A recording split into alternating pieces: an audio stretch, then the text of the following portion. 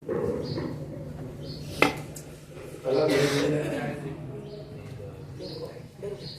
بالله من الشيطان الرجيم بسم الله الرحمن الرحيم الحمد لله رب العالمين والصلاة والسلام على أشرف الأنبياء والمرسلين أما بعد فقد قال الإمام موسى كاظم عليه السلام وجدت علم الناس في 40 أولها أن تعرف ربك والثانيتها أن تعرف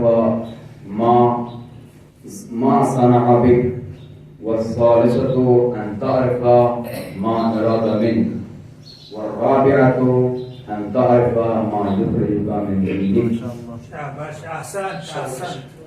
میں نے اپنا عنوان کلام جو کرا دیا ہے وہ علم ہے.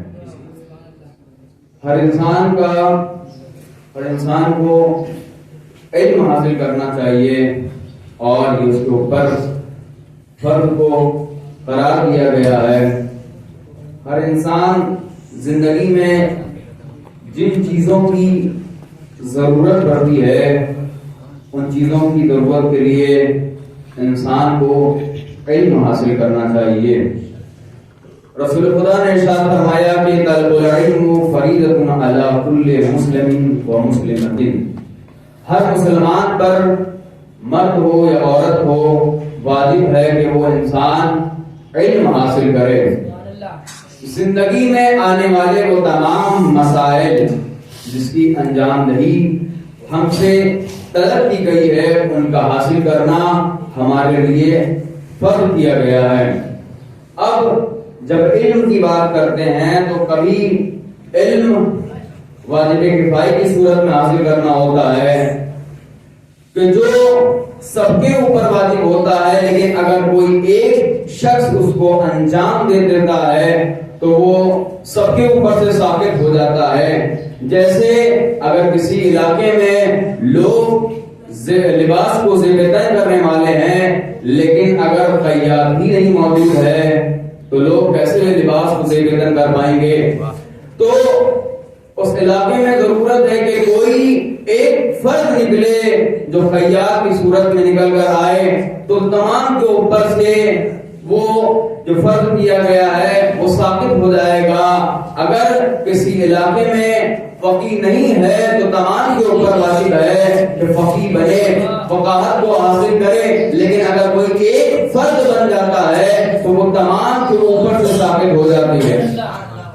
تو دوسری طرف کی طرف جو ہر فرد کے لیے ضروری ہے حاصل کرنا وہ واجبات کا بھی علم حاصل کرنا ضروری ہے اور محرمات کا بھی علم حاصل کرنا ضروری ہے تاکہ ان سے انسان صحیح اور غلط میں تفریق پیدا کر سکے.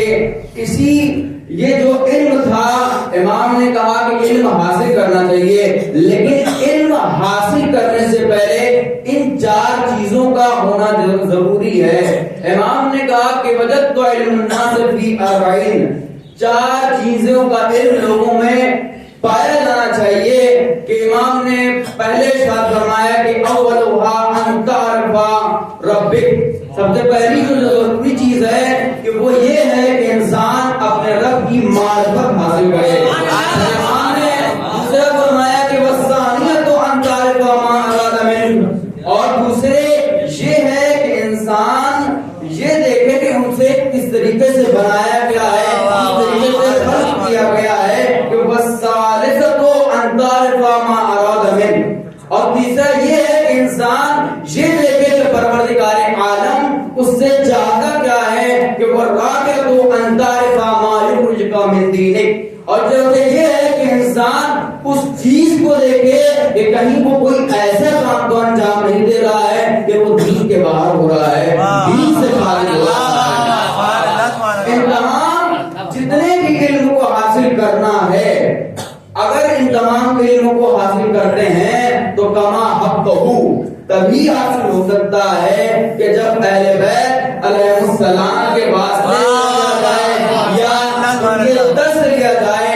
اگر ان کے درس نہ لیا جائے تو چاہے کوئی بھی زمانے میں کوئی بھی حکومتیں ہوں ناقص ہیں کہ نہ وہ کسی سوال کا جواب نہیں لا سکتی ہیں اگر وہ اہل بیت کے درس نہ لیا جائے. تو امام موسیٰ کاظم علیہ السلام کے زمانے میں ایک واقعہ ملتا ہے کہ ایک انسان تھا جو اپنے علم کا دعویٰ کر رہا تھا. تو وہ اس زمانے میں امام غیب میں موجود تھے اور وہ اس علم کا دعویٰ کر رہا تھا کہ وہ لوگوں کے بارے میں جانتا تھا. اگر کوئی شخص آتا تھا اور کہتا تھا کہ میرا نام کیا ہے تو وہ آدمی یہ بھی بتا دیتا تھا کہ تمہارا نام کیا ہے. کوئی یہ پوچھتا تھا کہ میں کیا کھا کے آ رہا ہوں تو وہ یہ بھی بتا دیتا تھا. کوئی یہ پوچھتا تھا کہ میں کیا کر کے آ رہا ہوں تو وہ انسان یہ بھی بتا دیتا تھا. اور وہ کوئی پوچھتا تھا کہ میں کیا سوچ رہا ہوں تو وہ انسان یہ بھی بتا دیتا تھا. اور حکومت یہ دیکھ کر حیران و سرگردان ہو گئی کہ یہ کیسا آدمی ہے جو تمام لوگوں کے بارے میں علم رکھتا ہے. حکومت پریشان ہونے لگی اور اس نے کہنے لگی, اور پہلی بات یہ تھی کہ وہ انسان کافر تھا, لوگوں کو راہ راست سے بھٹکا رہا تھا اور کہہ رہا تھا کہ میری طرف آ جاؤ. وہ اپنی طرف ان تمام لوگوں کو مائل کر رہا تھا. لیکن حکومت پریشان ہو گئی, کہا جب مسلمان ہی نہیں ہوں گے تو ہم حکومت کس پر کریں گے. تو اب اس وقت ضروری ہے کہ کوئی ہو کہ جو اس اسلام کو باقی رکھے. پہلے تو نانی خدیجہ نے اپنی دولت کو اسلام کے نام پر اسلام کو بچا لیا اور پھر نسل خدیجہ نے اپنے علم کو پھیلا کر اسلام کو بچا لیا. اب بادشاہ نے حکم دیا کہ کوئی ہو کہ جو اس مسئلے کو حل کر سکے. بادشاہ نے عالموں کو بلوایا. اب عالموں کو بلانے کے بعد اب عالم آئے. آنے کے بعد پوچھنے لگے, اے شخص یہ بتا کہ تیرے پاس یہ علم آیا کہاں سے. تو وہ آدمی یہ بتانے کے بجائے وہ ان کے علوم خود بتانے لگا کہ یہ آپ کے بارے میں یہ کہتے ہیں, آپ بادشاہ کے بارے میں یہ خیال رکھتے ہیں. تو بادشاہ بھی حیران ہو گیا کہ یہ تو انہی کے علوم کو ظاہر کر رہا ہے. تو ایک مرتبہ بادشاہ نے کہا کہ کوئی ہے کہ جو اس مسئلے کو حل کرے. تو پھر ایک مرتبہ عالموں نے دبے دبے الفاظوں میں کہا کہ بس اب ایک ہی تو ہے, علی کا لال. علی کا لال. تو امام نے بادشاہ نے حکم دیا کہ امام کو قید خانے سے رہا کیا جائے. اب قید خانے سے جو لوگ امام کو قید خانے میں چھپا کے رکھ دیا تھا, مخفیانہ طور پہ رکھ دیا تھا تاکہ لوگوں کے سامنے آپ کے فضائل و کمالات آشکار نہ ہونے پائیں. تو امام کو لایا گیا اور جو لوگ چھپانے کی کوشش کر رہے تھے پروردگار عالم نے اس قدر مجبور کر دیا کہ وہ امام کو خود رہا ہونے پر مجبور ہو گئے. تو امام آئے تو آنے کے بعد نہیں پوچھا کہ کیا کھایا, کیا میں سوچ رہا ہوں, کیا کر کے آ رہا ہوں, کہاں سے آ رہا ہوں. امام نے یہ پوچھا, اچھا یہ بتا کہ تیرے پاس یہ علم آیا کہاں سے. تو وہ شخص بڑا حیران ہو گیا, اس کے جبین پر پسینہ رکنے لگا. تو ایک مرتبہ کہتا ہے کہ یہ میں اپنے نفس کی مخالفت کرتا ہوں. اب امام نے جب یہ سوال کیا تو وہ حیران ہو گیا. جو امام کے ایک ہی جملے پر مجبور ہو جائے اسے امامت کہا جاتا ہے. تو جب مجبور ہو گیا تو بتانے لگا کہ اپنے نفس کی مخالفت کرتا ہوں. اگر کوئی میرا نفس کہتا ہے کہ یہ کر تو میں اس چیز کو نہیں کرتا ہوں. اور یہ جب نفس کی بات ہوئی, جب میرا مولا عمرو ابن عبدالوہاب کے اوپر تھا تو اس آدمی نے ایک ایسی جسارت کی کہ میرے مولا نے چھوڑ دیا.